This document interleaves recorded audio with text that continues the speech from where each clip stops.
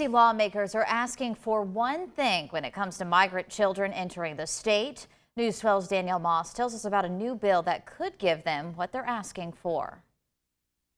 Lawmakers in Tennessee have been asking the Biden administration for clarity when it comes to migrant children entering the state.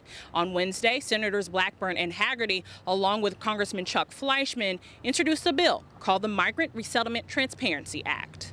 According to Senator Bill Hagerty, the new bill would require the Secretary of Health and Human Services and the Secretary of Homeland Security to consult in advance with state and local officials regarding federally administered or funded migrant resettlement.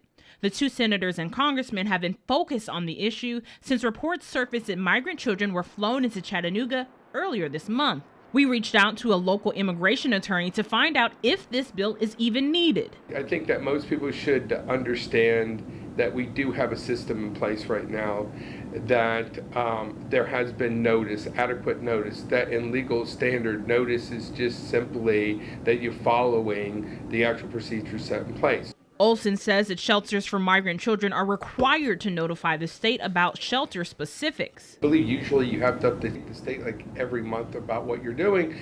Then you will be updating who's there, what children are there, the contracts that you have. One local activist says that migrant children coming to the United States is not a new concept, and there are various reasons why families are seeking asylum. There's a lot of crime, there's a lot of poverty. What one might get here in a day, one over there might get in a month or in a week in terms of like salary for their work. So a lot of it is just families wanting to move to have a chance at life.